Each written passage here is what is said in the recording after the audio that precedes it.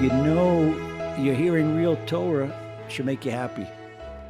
If someone is saying something and it doesn't make you happy, then it's not real Torah. Rebbe Hirschel of Rimnov, he was a contemporary of the Jose of Lublin. When Rebbe Mendel of Rimnov left the world, he didn't have a son. He didn't have a prime disciple who took over him. This is Shamish, Hirsch. So Hirschel of Rimnov came to Rebbe.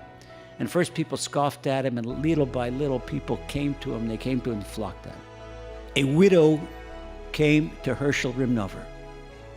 And she says, my husband died, and the people that he owed money to, they made a din Torah against me.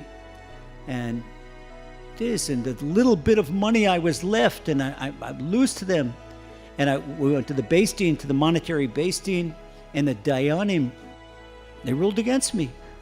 He said, let me see, there's what's called the writ of the Beis Din is called a Beis Din, where the three religious court judges, the Dayanim, they write down their decision, and it's written down, and they explain their decision according to Torah. And it's very learned. You have to learn Choshen Mishpat and know Halacha well, know Gemara well, to even understand what's flying, who's against who.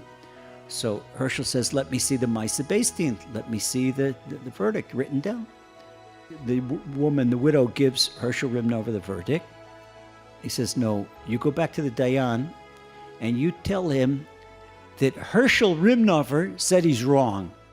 So she went back to the Beis Din, and she went to the head of the rabbinical tribunal, and she said, I went to Hirschel of Rimnov, and he said you're wrong. So the Dayan laughed. That Hirschel of Rimnov, or what? What do you know? Instead of make tea and sweep floors, he could tell me I'm the head of the Beis Din. He could even understand what's written here.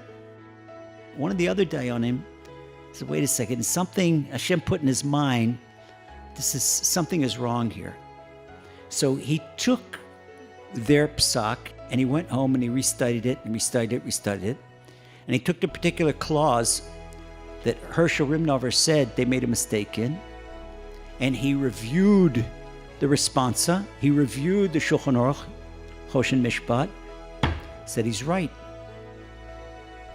The lady paid out money unfairly, and then this Hashem is certainly going to be indignant about this because Hashem has a special compassion for the orphans and the widows. So he went back to the other Dayanim and he says, I'm sorry, the Rebbe is right, look here. And he showed him, the one Dayan convinced the other two Dayanim, so they turned around the psak. The Dayan who had the doubts about it, he says, I've got to go to Hirschel of Rimnov. I've got to go, because it's true. He was not some Rosh Yeshiva, some great Torah scholar. He was the Rebbe Mendel, he was his servant, his shamish. So he went to Hirschel of Rimnov. He says, how did you know this? Are you a secret Talmid Chacham? He says, no, I don't know Shulchan Aruch, I don't know this, I don't know that. But I do know one thing. I know all about happiness. The words of Torah are straight, and a rabbinical decision has to be straight, because justice has to be straight. And if it's straight, it's going to gladden my heart.